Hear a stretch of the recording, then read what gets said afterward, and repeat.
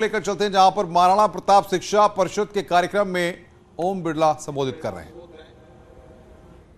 स्वामी विवेकानंद हो, मदन मोहन मालवीय हो, महंत दिग्विजयनाथ हो, इन सब ने कहीं न कहीं भारत के नौजवानों को एक दिशा दी, एक मार्गदर्शन दिया। और इसीलिए हम हमारी विरासत को भी याद करें, वर्तमान में और भविष्य के अंदर एक नए भारत बनाने के संकल्प को पूरा करें। आज मुझे खुशी है कि महाराणा प्रताप शिक्षा परिषद इसी तरीके से विभिन्न प्रतियोगिताओं के माध्यम से, जिसमें हजारों विद्यार्थी भाग लेते हैं, उन प्रतियोगिताओं को आयोजन के पीछे मकसद ये रहता है कि हम एक स्वस्थ कंपटीशन कराएं। उस स्वस्थ कंपटीशन के अंदर सब लोग शिक्षा के साथ अपने समग्र विकास, अपने व्यक्तित्व विकास, इसलिए यहां प्रतियोगिता चलने वाले सप्ताह के अंदर केवल शिक्षा के अंदर कंपटीशन नहीं होता, एक नौजवान के समग्र विकास के लिए, उसके नए दृष्टिकोण को बनाने के लिए उन सारे विषयों पर प्रतियोगिता होती है, जो हमारी विरासत को भी याद करे, हमारे वर्तमान को भी, और हम भविष्य के अंदर जो बदलाव करने जा रहे हैं उसमें स्वस्थ प्रतियोगिता के रूप में सभी विद्यार्थी भाग लें। मैं उन सब विद्यार्थियों को बहुत बहुत शुभकामनाएं देता हूं, बधाई देता हूं, जिन्होंने इस प्रतियोगिता में जीतकर विजेता के रूप में विजेता बने। और उन नौजवानों को जो इस प्रतियोगिता में नहीं जीत पाए, अगली बार और कड़ी मेहनत करके और परिश्रम कर निश्चित रूप से आने वाले समय के अंदर वो प्रतियोगिता में जीते, ऐसी मेरी उन सबको शुभकामना है। साथियों, उत्तर प्रदेश देश का वो राज्य है जहां की वैभवपूर्ण संस्कृति, यहां के आध्यात्मिक,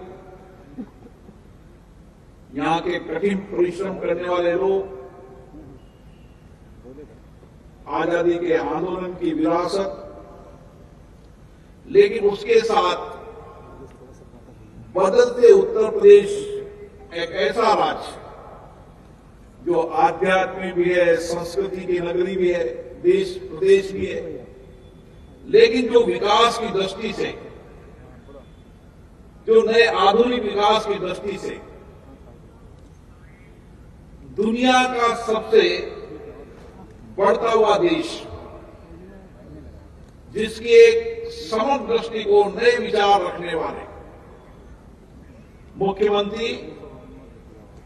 जिन्होंने अपनी वैभव संस्कृति से संस्कृति, आध्यात्मिक, धर्म की नगरी प्रदेश बनाने के साथ साथ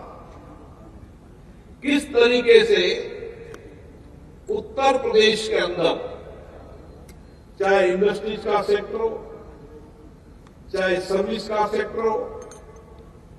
चाहे नौजवानों को अच्छी शिक्षा मिलने का हो, अच्छी चिकित्सा हो, तकनीकी ज्ञान विज्ञान हो, उस दिशा के अंदर एक लंबा दृष्टिकोण बनाकर काम शुरू किया। उत्तर प्रदेश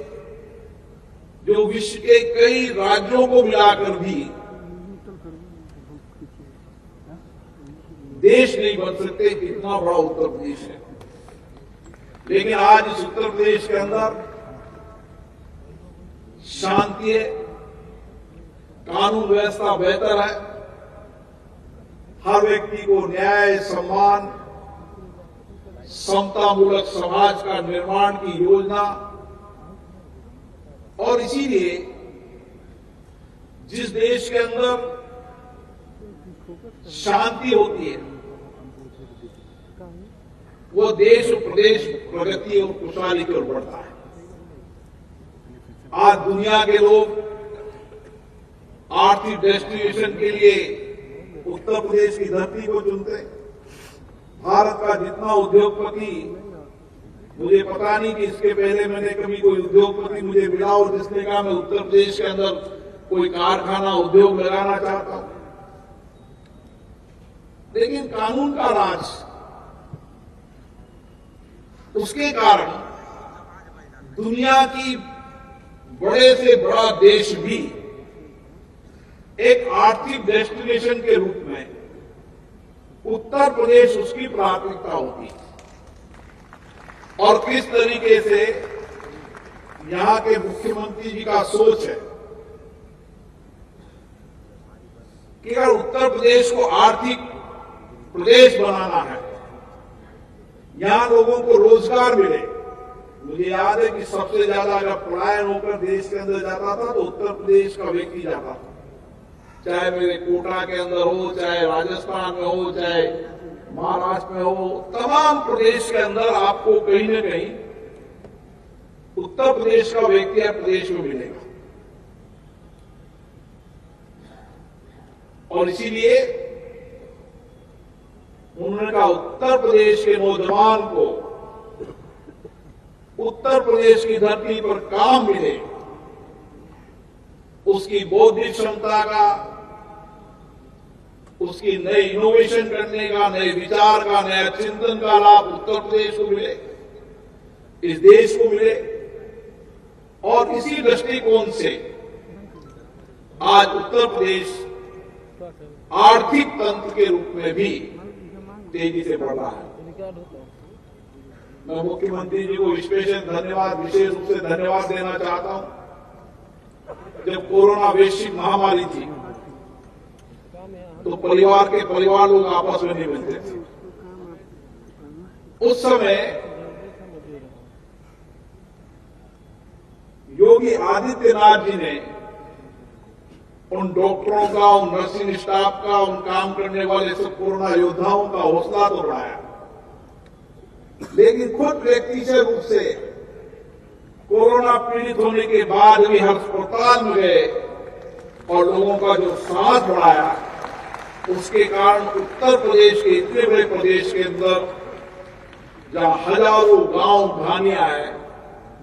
उसके अंदर उन्होंने स्वास्थ्य की दृष्टि से एक निश्चित रूप से सर्वश्रेष्ठ काम किया। और आज इसी दृष्टिकोण से चाहे मातृ शिशु मृत्यु दर हो,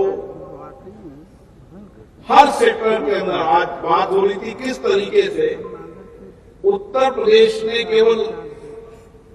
उन चिकित्सा के उन मानकों को राष्ट्रीय स्तर पर ही नहीं, आने वाले समय के अंदर चाहे शिक्षा हो, चाहे चिकित्सा हो,